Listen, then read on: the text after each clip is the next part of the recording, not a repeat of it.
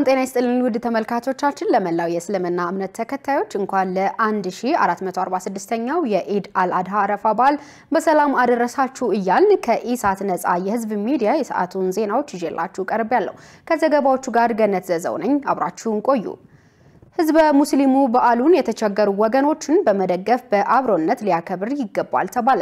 ሃይማኖታዊ ስርዓቱን ከመተግበር ጎን ለጎን ለሀገር ሰላምና አንድነት መጸለይ ያስፈልጋል ሲሉ ለ1446ኛው የኢድ አልአድሃ አረፋ በዓል ለማክበር በአዲስ አበባ ስታዲየም የተገኙ የእምነቱ ተከታዮች ተናግረዋል። መሰረት ባዩ ተጨማሪ አላት። አላሁ አክበር 1446ኛው የኢድ አልአድሃ አረፋ በዓል የኢትዮጵያ እስልምና ጉዳዮች ጠቅላይ ምክር ቤት ፕሬዝዳንት ሐጂ ኢብራሂም ቱፋ የገንዘብ ሚኒስትሩ አህመድ ሽዴን ጨምሮ ሌሎች የእምነቱ ተከታዮች በተገኙበት በአዲስ አበባ ስታዲየም ተከብሯል። በአዲስ አበባ ስታዲየም በተከበረው በዓል ላይ የተገኙ የበዓሉ ተሳታፊዎች ለኢሳት በሰጡት አስተያየት እንዳሉትም የአረፋ በዓል ሁሉም በአንድነት የሚያከብረው በዓል ነው ብለዋል። በመሆኑም ሁሉም በዓሉን የሚያከብር የእምነቱ ተከታይ የተቸገሩ ወገኖችን በመርዳትና በመደጋገፍ ሊያከብር እንደሚገባ ተሳታፊዎቹ ገልጸዋል። የተቸገሩ ወገኖች ማለት ነው ሙስሊም ያልሆነው ወገን በመርዳት ማለት ነው። ያ አዩሃናስ ብለዋል። የበኒ አደም ማለት ነው የሰው ዘር በጠቅላላ ስለሆነ ማለት ነው መርዳቱ ይቀጥላል፣ መተባበሩ ይቀጥላል፣ መተዛዘኑ ይቀጥላል። በዛሬ ብቻ የሚቆም አይደለም። ኢድ አልአድሃ ለመሳኪን ለሌላው ለምንረዳ ለጎረቤቶቻችን እንደውም ለዘመድ አዝማዶቻችን በሙሉ ያለንን ተካፍለን እንድንበላ ሃይማኖታችን ያዘናል። ሃይማኖታችን ባዘዘን መልኩ ለመሳኪን ለያቲሞች በሙሉ ልንረዳቸው ይገባናል። ከበዓሉ ውጭም ሆነ ከበዓሉም ያለውና ከበዓሉም ውጭ ሆነ መረዳዳት ያለ ነው እና ከኛ የባሱ የተቸገሩ ህዝቦች ስላሉ እነሱንም እንደኛ እኩል እንዲውሉ እንደሰቱ ማድረግ ነው። የእምነቱ ተከታዮች ሃይማኖታዊ ስርዓቱን ከመተግበር ጎን ለጎን ለሀገር ሰላምና አንድነት መጸለይ ይጠበቅባቸዋል ብለዋል። ተሳታፊዎቹ አክለውም እንደ ሀገር ያሉትን ችግሮች በጋራ በመወያየት መፍታት ያስፈልጋል ሲሉ ይናገራሉ። የሀገሩን ችግር የራሱ ችግር አድርጎ ችግሩን ለመፍታት መጀመሪያ መስማማት አለበት። ሃይማኖታችን ተጣሉ የሚል የለውም። ይሄ መንግስት ፈጣሪ ረድቶት ሁሉም ሰው አንድ ላይ ሆኖ እንዲሰራ ፈጣሪ ይርዳል ማለት ፈልጋለሁ። ያው አሁን ያለንበት ጊዜ ትንሽ የተረጋጋ አይደለምና ሁሉም ሰው የቻለውን ላልቻለው በማካፈል ጎረቤት ከጎረቤት እንዲሁም ዘመድ ከዘመድ ያለ ቢያሳልፍ አሪፍ ነው እላለሁ። ህዝቡ ባለው ነገር ሰላም እንዲፈጠር ማድረግ ነው ያለበት ብዬ አስባለሁ። ምክንያቱም ሁሉም ባለበት ቦታ ላይ ሰላም እንዲኖር ሁሉም የራሱን ጥረት ማድረግ አለበት ብዬ አስባለሁ። ዱዓ እናረጋለን የተቸገሩትን በመርዳት ሀገራችንን ሰላም እንዳረግልን ሁላችን ሙስሊም ክርስቲያኑን ፍቅር ሆነን በሰላም እንድንኖር ላለው 1446ኛው የኢድ አልአድሃ አረፋ በዓል አዲስ አበባን ጨምሮ በተለያዩ ክልል ከተሞች ሃይማኖታዊ ስርዓቱን በጠበቀ መልኩ ተከብሯል። የአብዛኛዎቹ ሐኪሞች ጥያቄ ተገቢ ነው፣ ጥያቄውን በስክነትና በምክክር መፍታት ይገባል ሲሉ ጠቅላይ ሚኒስትር አብይ አህመድ ገለጹ። ጠቅላይ ሚኒስትር አብይ አህመድ ከኢቢሲ ጋር ባደረጉት ልዩ የቆይታ የሕክምና ባለሙያዎች ባነሱት ጥያቄ ዙሪያ ምላሽና ማብራሪያ ሰጥተዋል። በማብራሪያቸውም አብዛኛው ሐኪም ያነሳው ጥያቄ ተገቢነት እንዳለው ገልጸው ጥያቄው በመምህራን በሚዲያና ሌሎች የሥራ ዘርፎች የተሰማሩም ሁሉ የሚያነሱት መሆኑን ጠቁመዋል። ሚኒስትሩም ፖሊሶችም ወታደሮችም ሁላችንም የደሞዝ ጥያቄ ያለብን ለጥያቄው በሰከነና አቅምን ባገናዘበ መልኩ ምላሽ እየሰጠን መሄድ ያስፈልጋል ሲሉም አብራርተዋል። አብዛኛዎቹ ሐኪሞች ያቀረቡትን ተገቢ ጥያቄ ለፖለቲካ ዓላማ ለመጠቀም የሚያስቡ ሰዎች መኖራቸው እንደታየ ነው ጠቅላይ ሚኒስትሩ ያብራሩት። ፔሮል ላይ ፈርመው የማያውቁ የደሞዝ ጭማሪ ይደረግ እያሉ ሲጮሁ ይሰማል ያሉት ጠቅላይ ሚኒስትሩ አብይ አህመድ ጥያቄው በውይይትና ስክነት እንጂ በጩኸት እንደማይመለስ ገልጸዋል። በጩኸት ከሆነ የጀመርናትን ጭላንጭል እናጠፋታለን እንጂ ውጤት አናመጣም ሲሉም ተናግረዋል።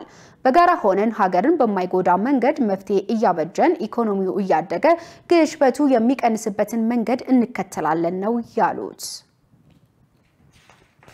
የኢትዮጵያ የ2018 በጀት ዓመት ረቂቅ ወደ 2 ትሪሊየን ብር ተጠጋ። የኢትዮጵያ የ2018 በጀት ዓመት ረቂቅ ወደ 2 ትሪሊየን ብር የሚጠጋ ሲሆን የሚኒስትሮች ምክር ቤት ለሕዝብ ተወካዮች ምክር ቤት እንዲተላለፍ በሙሉ ድምጽ ወስኗል። ይህ ረቂቅ በጀት ለፌዴራል መንግስት መደበኛ ወጪዎች፣ ለካፒታል ወጪዎች፣ ለክልሎች የሚሰጥ ድጋፍና ለዘላቂ የልማት ግቦች ማስፈጸሚያ የሚውል መሆኑ ተገልጿል። የሚኒስትሮች ምክር ቤት ባካሄደው 47ኛ መደበኛ ስብሰባ በረቂቅ በጀቱ ላይ ከተወያየ በኋላ ውሳኔውን አስተላልፏል። በተያያዘ የሚኒስትሮች ምክር ቤት የስታርታፕ ምህዳርን ለመፍጠር የሚያስችል ረቂቅ አዋጅንም አጽድቆ ወደ ህዝብ ተወካዮች ምክር ቤት እንዲተላለፍ ወስኗል። ይህ ረቂቅ አዋጅ ስታርታፖች የሚመሰረቱበት፣ የሚንቀሳቀሱበትና የሚያድጉበት ምቹ ሁኔታ ለመፍጠር ያለመ መሆኑ ተጠቁሟል። የዶላር ዋጋ በሰባተኛው ዙር ጨረታ በ1.78 ብር አሻቀበ።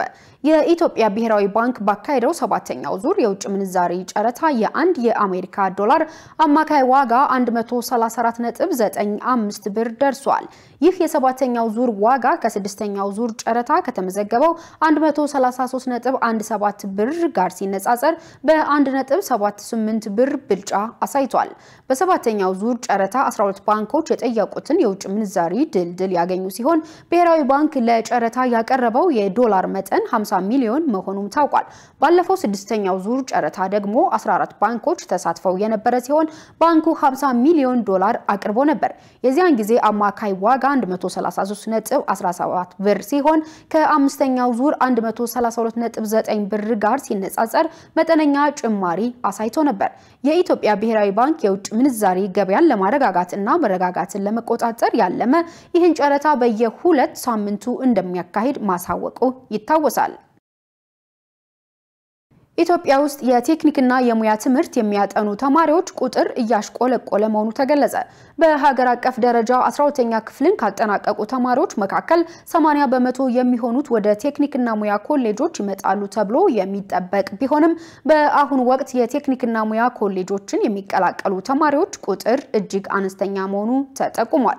በተያዘው ዓመት ከ400 በላይ ሰልጣኞችን ተቀብሎ ለማስተማር ስራ መጀመሩን የገለጸው የኬሚሴ ፖሊዮ ቴክኒክ ኮሌጅ ማግኘት የቻለው 50 ተማሪዎችን ብቻ መሆኑን የኮሌጁ ዲን አቶ ሙክታር ገዛኸኝ አስታውቀዋል።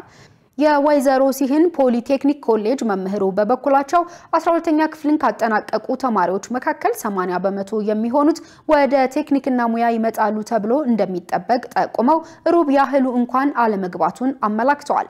በተቃራኒው የስራና ክህሎት ሚኒስቴር በበኩሉ አሁንም ከፍተኛ ቁጥር ያላቸው ተማሪዎች በኮሌጆች ገብተው እየሰለጠኑ ነው ሲል ገልጿል። በሚቀጥሉት 3 ዓመታት የቴክኒክና ሙያ ስልጠና ተቋማት ራሳቸውን ችለው እንዲቆሙ ለማድረግ እየተሰራ ነው ሲሉ ሚኒስትሯ ሙፈሪያት ካሚል አስታውቀዋል። የፈጠራ ውጤቶችን እንዲዳብሩና ለሀገር ጥቅም እንዲሰጡ ለማስቻል ከፍተኛ የትምህርት ተቋማትና ባለድርሻ አካላት እገዛ እንዲያደርጉ ተጠየቀ። በአማራ ክልል ትምህርት ቢሮ ከሁሉም ዞኖች የተውጣጡ ልዩ ፈጠራ ያላቸውን ከ100 በላይ ተማሪዎች የተሳተፉበት የፈጠራ ስራ ውድድር ያለፈው ሳምንት መገባደጃ ተካሂዷል።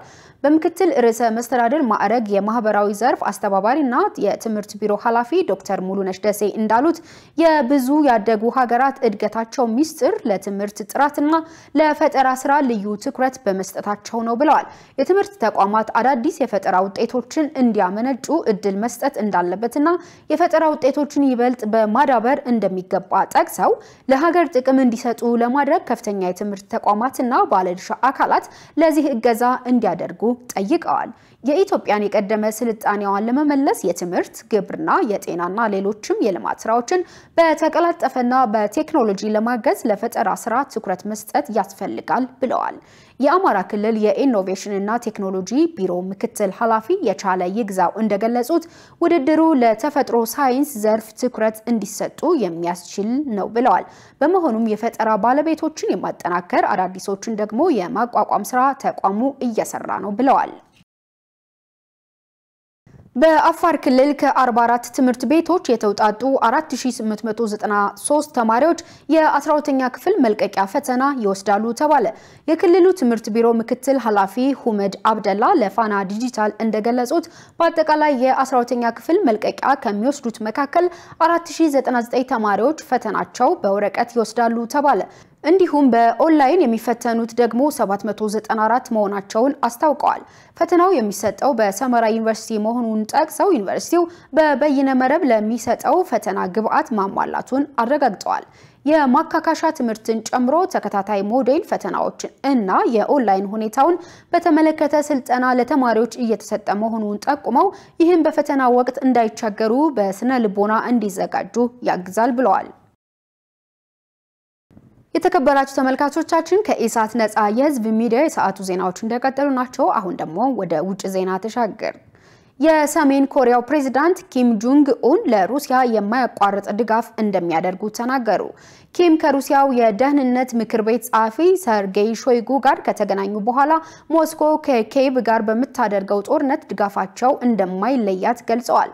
ሞስኮና ፒዮንግ ያንግ የጋራ ወታደራዊ ስምምነት ማድረጋቸው የሚታወቅ ሲሆን የሰሜን ኮሪያ ወታደሮች በሩሲያ ኩርስክ ግዛት ከዩክሬን ኃይሎች ጋር መዋጋታቸውም የዚህ ማሳያ እንደነበር ይታወሳል። ባለፈው ሰኔ 2024 የሩሲያው ፕሬዝዳንት ቮላዲሚር ፑቲን እና ኪም ጆንግ ኡን ስትራቴጂካዊ አጋርነትን ለማጠናከር መስማማታቸው የሚዘነጋ አይደለም። በሩሲያና ዩክሬን ጦርነት ምክንያት የሰሜን ኮሪያ ጣልቃ ገብነት አሜሪካን ጨምሮ በምዕራባውያን እንዲሁም በሌሎች የዩክሬን አጋሮች ላይ ቅሬታን ፈጥሮ እንደሚገኝ የፖለቲካ ተንታኞች ይናገራሉ። ከሰሞኑ የሩሲያ ደህንነት ምክር ቤት ኃላፊ የሰርጌይ ሾይጉ ቆይታም በሞስኮና ፒዮንግ ያንግ መካከል ያለውን ወታደራዊ አጋርነት ለማጠናከር ያለመ እንደሆነ የአናዶሉ ዘገባ ያመለክታል። አሜሪካ የአሜሪካና የእስራኤል ዜጎችን ኢላማ አድርገዋል ባለቻቸው የአይሲሲ ዳኞች ላይ ማዕቀብ ጣለች።